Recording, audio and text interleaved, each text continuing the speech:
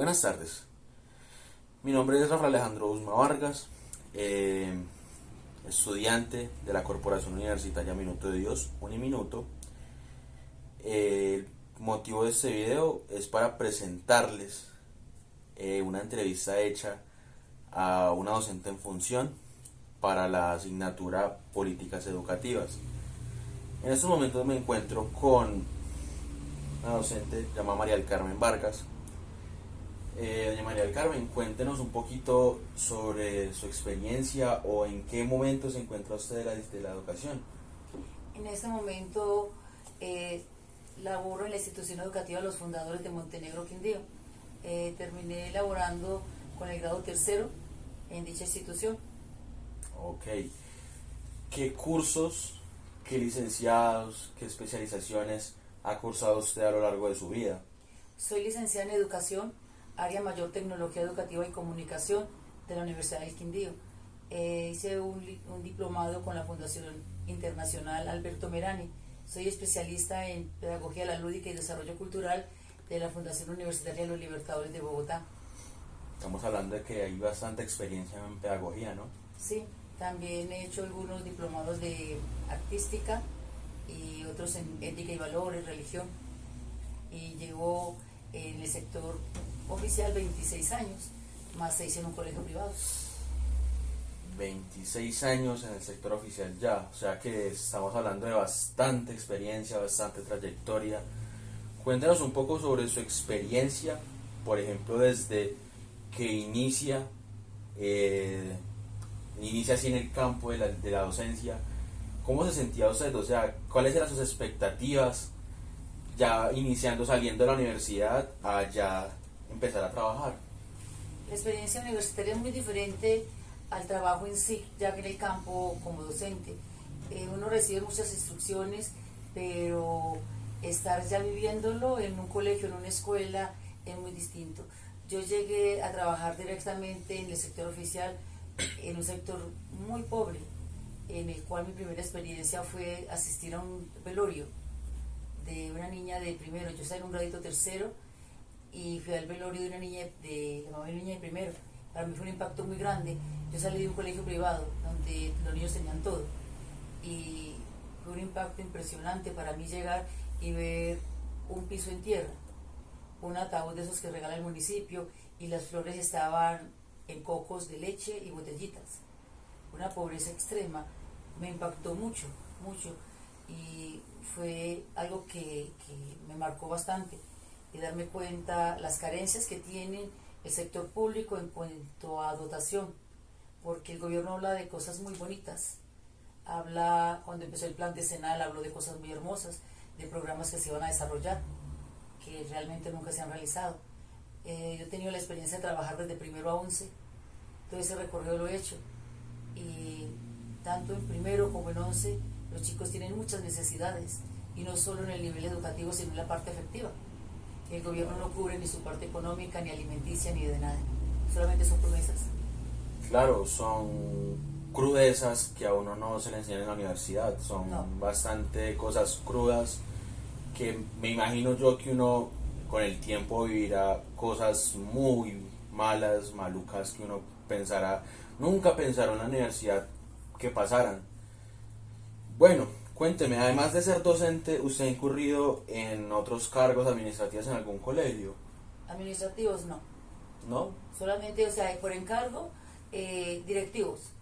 Estuve encargada 2 años como coordinadora en el colegio Policarpa Salabarrieta de Quimbacha. Es un cargo de mucha responsabilidad, en el cual uno tiene que encargarse de todos los aspectos directivos del colegio en cuanto a administración de docentes y de alumnos. Y es algo complejo porque tiene uno que enfrentarse a muchas cosas, estudiantes, docentes y padres de familia. Entonces, pero mi vocación es el trabajo en aula. Claro, es tener a sus espaldas a toda una jornada, a toda una institución, se podría decir. Sí. Debe ser bastante trabajoso, bastante complejo, saber que todo tiene que andar en marcha porque si no va a estar ahí el ministerio, la Secretaría de Educación ahí encima para que todo funcione bien. La educación es un engranaje y si una ruedita falla, falla todo. Falla todo, claro que sí. Y cuando algo falla, desafortunadamente estamos en una sociedad en la cual el culpable siempre es el maestro. De todo lo que pase, el culpable es el maestro. Del menor error que se cometa, así sea en la casa o en la calle o en la sociedad, el culpable siempre será el maestro de todo lo que suceda. Y eso ahí es un problema, porque es algo que al final del caso, así nosotros cumplamos nuestra labor en el colegio como docentes, la sociedad pide que casi que nos metamos a la casa del niño, que le hagamos las tareas, que todo, que si un niño se queda es culpa del profesor, que si un niño no rinde es culpa del profesor, sabiendo que no solo es parte del profesor, también es parte de la familia, del propio estudiante también. Es que la educación es una gran responsabilidad del padre de familia, es un acompañamiento que debe hacer el padre de familia. Hay padres que creen que el trabajo del padre es hacerle la tarea al niño, hacerle todo, y entonces ahí está el error. El padre acompaña, el maestro orienta, guía, es un amigo, un acompañante en ese proceso, pero nos hemos convertido en niñero, consejero, psicólogo, hasta padre, de todo somos, de todo. Somos el todero en la escuela. Hay niños que llegan y no tienen realmente nada, ni afecto siquiera en su casa.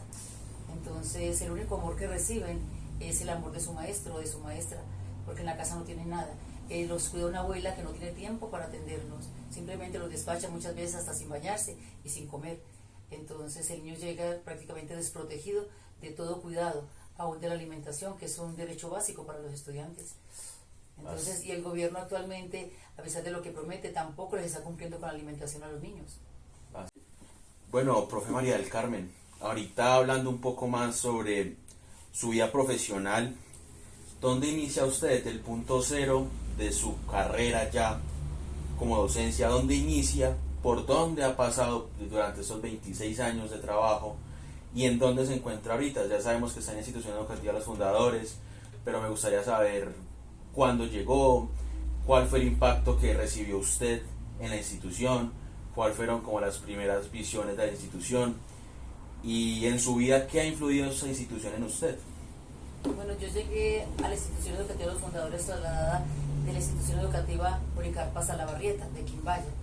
Llegué a Fundadores, es una excelente institución, no solo educativamente, sino a nivel de personas, de docentes. Tiene un gran grupo de docentes, un rector que se preocupa no solo por la administración de la institución, sino por los docentes como personas, como seres humanos. Le interesa que su docente esté bien, y él mismo nos lo dice: si el maestro está bien, la institución está bien. Se preocupa porque sus estudiantes estén bien. Los compañeros, trabajo con un grupo de compañeros excelente. Básica Primaria tiene un grupo muy compacto, que trabaja con planaria, lo llamamos también plan Dalton, desde el grado tercero, que ha fortalecido el grupo de Básica Primaria y el grupo de Básica Secundaria. Un grupo de coordinadores también excelente, un grupo administrativo. Básica Secundaria tiene 2 modalidades que también ha sobresalido a nivel departamental. Fundadores es la institución más grande que tiene el departamento y ha sobresalido a nivel deportivo, y realmente en este momento yo me siento muy contenta y orgullosa de estar en Fundadores. Para mí en este instante ha sido como una bendición haber llegado a esa institución, y ahí quiero terminar mi vida laboral porque fui muy bien recibida. Llevo 19 años, voy a cumplir 19 años ahora en enero, Dios mediante, y me siento muy bien porque, como les dije, es una institución que lo recibe uno con los brazos abiertos. Se siente uno muy bien. Los compañeros son amigos, y desde que llegué me hicieron sentir muy bien. Entonces me siento contenta, trabajo muy bien. Los padres de familia me han aceptado supremamente bien, los estudiantes. Entonces, donde uno se siente bien, trabaja bien. Y aparte de eso, amo mi trabajo, amo mi profesión, y me encantan los niños. Claro. Bueno, llegando un poco a lo que usted dice de que ama su trabajo, vámonos un poco a la María un poco más joven. ¿Cuándo se dio cuenta usted de que quería ser docente? En el que usted dijo, bueno, la docencia es lo mío, yo quiero dedicarme a esto, quiero dedicar mi vida entera a la docencia. ¿En qué momento llega eso? Yo llegué a la docencia prácticamente por accidente. Yo me desempeñaba en otras labores y cuando hice mi práctica docente de la universidad, yo la hice en la institución Jorge Isaacs, un colegio privado de Armenia, y mi compañera trabajaba allí y ahí hicimos la práctica docente. Mi compañera renunció y me dijo presente con hoja de vida, y me presenté y no me dieron esperanzas porque era la única que no tenía experiencia. Pero me sorprendió cuando me llamaron y el rector me dijo que los padres de familia no querían un profesor nuevo, para que los niños eran pequeños y no querían a alguien nuevo. Y como yo había hecho 6 meses de práctica en el colegio, ya los niños me conocían. Empecé ahí con expectativas y los niños, el amor de los niños. Ellos, como me gustaban los niños, empezó a llamarme la atención la forma en que ellos parecían como esponjitas, la forma que ellos preguntaban, la forma que ellos aprendían y la forma en que ellos recibían lo que yo les daba y cómo yo iba aprendiendo también con ellos. Entonces me di cuenta que yo iba creciendo como persona día a día, y fue cuando me di cuenta que yo necesitaba estar con los niños, que yo necesitaba estar ahí. Mi licenciatura me abría otros campos de acción, Claro. porque la licenciatura de tecnología educativa me daba más campos de acción, que era donde yo estaba trabajando. Pero yo dije, no, yo quiero estar con niños, yo quiero ser docente. Y seguí trabajando ahí. Por fortuna les gustó mi trabajo y ahí estuve 6 años hasta que concursé y afortunadamente pasé. Tristemente me habían llamado, me habían hecho contrato nuevamente, me tocó presentar carta de renuncia porque me nombraron. Y de allí me nombraron, pasé a la India, Finlandia, un corregimiento lejos, pero muy bonito. Pobre, la escuelita pobre, pero muy bonita. Empecé en primaria, luego pasé a secundaria, y de allí pasé a Quimbaya a un colegio rural. Y del colegio rural, por problemas de salud, por mi espalda, me pasaron al colegio Policarpo Salabarrieta, que quedaba en el centro de Quimbaya, y de ahí a Montenegro, que es donde estoy. Ok, o sea que fue como el amor de los niños, el cariño de los niños que la hizo a usted Sí, decir, esta es mi carrera, y creo que eso pasa en muchas ocasiones de que uno no está uno se va por un camino al cual no está destinado, pero en algún momento le llega su momento y va uno a donde tiene que sí, estar. fue como un llamado, o sea, mi vocación surgió en ese momento. En la medida que fui trabajando con ellos, en la práctica docente me fue gustando, pero ya al trabajar todos los días con ellos, yo en la práctica lo hacía 3 veces por semana y él lo hacía 2 horas. Y al trabajar las 5 horas con ellos, todos los días de 7 a 12, todos los días, el preparar todas las clases y el mirarlos, cómo ellos iban trabajando y me iban como colocando ese amor en todo lo que yo les iba dando y todo lo que yo fui aprendiendo con ellos y lo que fui recibiendo fue lo que me fue mostrando como por dónde debía seguir mi camino. Y ahí fue donde empecé a trabajar los 6 años y luego que concursar. Pues ahora llevo 32 años en el magisterio. Ok, bastante bueno. Bueno, profe, entonces ahorita entremos un poco a la zona de las políticas educativas, que es la que estoy viendo yo ahorita en la universidad. Hablemos un poco sobre los decretos. Hábleme, a su parecer, qué le parecen, cuáles son, a su punto de vista, qué tan beneficioso es para la educación estos decretos. Yo pertenezco al decreto 2277. Este decreto tiene sus ventajas y sus desventajas. La ventaja es de que a los maestros que pertenecemos a este decreto nos da cierta estabilidad, porque estamos nombrados en propiedad y a nosotros ascendemos por estudio y por tiempo. ¿Qué desventaja tenemos en relación al 1278, que es el otro decreto? Que nosotros llegamos al escalafón 14 y estudiemos lo que estudiemos, de ahí no pasamos ni aumenta nuestro ingreso salarial. El 1278 es un decreto nuevo que surgió a partir del 2000. Este decreto tiene una gran desventaja, es que los maestros que son nombrados bajo este decreto son evaluados cada año. y esta evaluación depende del criterio del rector. Si desafortunadamente el maestro, así sea muy bueno, no es del agrado del rector, o por algún motivo tiene problemas con el coordinador, o algún padre, la evaluación que reciba no va a ser muy buena. Claro. Entonces puede empezar a tener problemas. Además de eso, para ascender a su escalafón, debe volver a concursar, presentar otras evaluaciones. ¿Qué ventaja tiene? Que va ascendiendo y sube más escalafones, y con maestrías, con doctorados, aumenta su salario. Es más, puede llegar a duplicar el sueldo de un 2278. Okay. Y en el 1278 hay tan buenos maestros como los hay en el 2277. Y por eso yo diría que no deberían ser evaluados. Pero así también en el 2277 hay muy buenos maestros, pero también hay maestros muy regulares. O sea que estamos hablando de que el decreto nuevo se hizo como para beneficiar, entre comillas, se podría decir, económicamente a los docentes por medio de sus estudios y de su tiempo. Y también como Pero un filtro. llegando a esto, a llevar a evaluaciones, a filtros, a todo esto. Se hizo como una forma de parar un poquitico el ascenso a los maestros. Se hizo tratando de que también se busca de que para que el maestro ascienda tiene que haber una disponibilidad y que haya una vacante para el escalafón donde va. Es una forma también de parar un poquitico el ascenso a los maestros. ¿Por qué? Porque requieren más cosas, ¿sí? Mientras que el 2278 no. Hizo el tiempo y los estudios y asciende.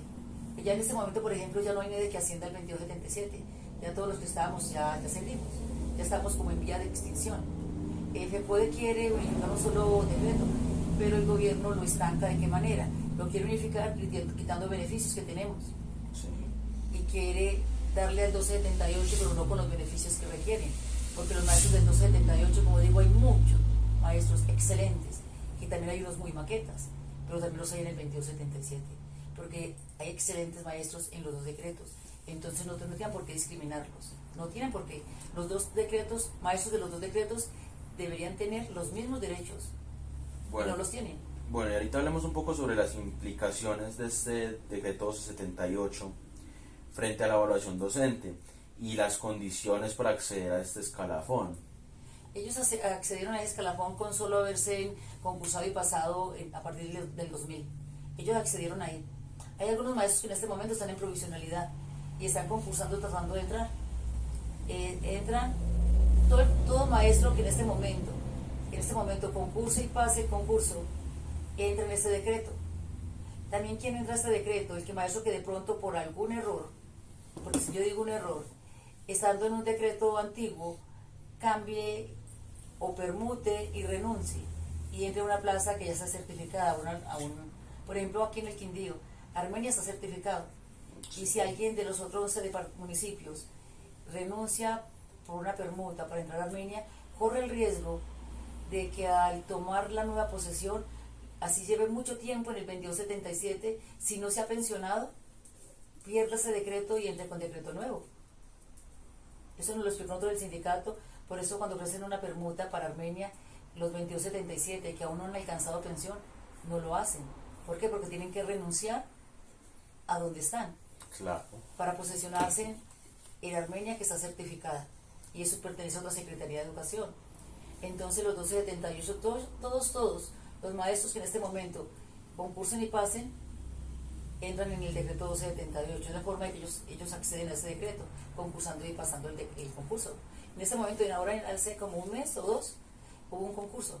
Y muchos de los maestros que ya estaban posesionados concursaron. ¿Y por qué concursaron? Buscando lograr meter las maestrías que tienen. Porque están, por ejemplo, en 2B, 2A o 2C, pero no pueden pasar sin haber hecho concurso y un poco de cosas. Entonces ellos quieren concursar, pasar el concurso y volver a entrar para poder entrar, por ejemplo, en la 3. Claro. Porque ahí pueden entrar con la maestría, que les significa un salario prácticamente el doble de lo que están ganando ahora. Upa, o sea que es un buen aumento. Pero si no lo hacen así, no pueden ascender hasta ahí, no por ahí unos 6 años. Bueno, ahorita entonces, sabiendo todo esto, conociendo bastante, como los conoce usted, los decretos y las diferencias de cada uno, Para usted, ¿qué decreto es mejor? ¿En qué decreto se desempeña mejor un docente? ¿Sí me entiende? O sea, esa es una pregunta, se puede decir un poco amarillista, sabiendo que usted es del decreto antiguo, pero a su parecer, ¿qué decreto es mejor? No, los dos decretos son buenos. El 2277 porque le da la estabilidad al maestro, mayor estabilidad porque no es evaluado, pero tiene el limitante, como le digo, de que no le da oportunidad de mejorar su salario. Pero el 1278 tiene el agravante o tiene el problema de que evalúa anualmente a los docentes. Pero yo pienso que mientras el maestro desempeñe bien su trabajo, la estabilidad de un maestro, el decreto, sea el que sea, va a estar dependiendo es de su desempeño. Claro que en sí, cuestión de estabilidad, mejor el 2277. Supuestamente tiene mayores prebendas. ¿Por qué? Porque por la estabilidad, por muchas cosas. Pero aunque realmente el ingreso económico es importante, hay cosas que pronto valen más como una estabilidad, porque actualmente muchos maestros han sido sacados de sus trabajos porque sencillamente al rector no le caía bien o por cubrir una cuota política. Entonces el rector pertenece a una cuota política y el amigo le dice: necesito que ubicar a mi amigo. Entonces, así un maestro sea muy bueno, lo evalúan mal. Lo sacan de taquito. Entonces, en cuestión de estabilidad, el 2277. En cuestión de ingresos monetarios, el 1278. O sea que los dos tienen su pro y su contra. Bueno, hablemos entonces ahorita un poco sobre esa evaluación que será la del 1278. ¿Qué opina usted de esa evaluación? ¿Usted la quitaría o de alguna manera podría renovarla y de qué manera lo haría? No, yo no la renovaría, yo la quitaría, porque me parece discriminatoria. Porque un maestro, ¿cómo demuestra un maestro que es bueno? En su trabajo en el aula. No, los 1278 no tienen por qué ser evaluados. ¿Por qué van a ser evaluados ellos y nosotros no? Yo diría entonces, si son tan buenos ellos como nosotros, y si hay tan malos en 1278 como en 2277. Yo tengo compañeros de mi escalafón que desafortunadamente son muy regulares tirando a malos, y que tengo compañeros del 1278 excelentes y también hay unos muy regulares. Entonces yo la evaluación para los 1278 la quitaría, porque vuelvo y lo digo, es discriminatoria y no es justa, porque no hay derecho a que se las hagan. No veo por qué. Es una forma también, es una coladera y es manipulada. Yo no pienso que sea justa, pienso que es manipulada. Claro, entonces permite que hayan muchas... Sí, esa evaluación es manejada. Claro, mala eso. Bueno, profe María, muchas gracias. La verdad, una entrevista un poquito extensa, pero me gustaba, quería saber un poco sobre su historia, sobre su profesión. Y pues hablar un poco sobre las políticas también. No solo metiendo el tema de las políticas, sino cómo ha evolucionado su vida como docencia. No, y a ustedes ahora que están, los estudiantes que están ahora en una licenciatura, el ser maestro es un trabajo duro, es un trabajo que nace del alma, es un trabajo muy desagradecido, pero es la labor más hermosa del mundo. Es una labor que nace de acá, del alma, del corazón. Es un trabajo que se debe hacer con el alma y con el corazón. Y si no se hace así, mejor no hacerla. Como digo, es un trabajo muy desagradecido, pero es el trabajo más hermoso que puede haber. Y los que estén estudiando la licenciatura los felicito, porque de verdad que es el trabajo más bello que hay. Por algo a Jesús se le llamó maestro.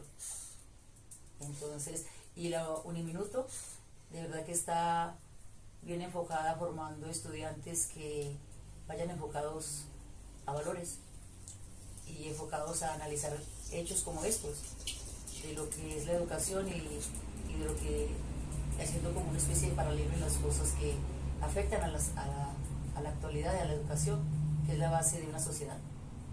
Ok, perfecto. Es un placer tenerla acá conmigo. Muchas gracias por su entrevista. Con mucho gusto, gracias a usted por la entrevista. Y bueno, eso fue todo por hoy. Conocimos un poco sobre la historia de la profe María del Carmen, que en criterio personal la conozco bastante bien, ya que es mi señora madre. Eso también va enfocado hacia mi carrera, porque ha sido un ejemplo para mí, ha sido como el pilar de mi vida. Entonces creo que mi carrera está un poquito enfocada hacia la visión que tuve de mi madre, todo lo que yo he visto que mi mamá ha hecho en toda su carrera. Entonces es un placer hacer esta entrevista y por eso me tomé la libertad de extenderla para poder hablar un poco sobre ella, que conozcan un poco la historia de ella y cómo ve ella la docencia en su perspectiva. Eso fue todo. Muchas gracias.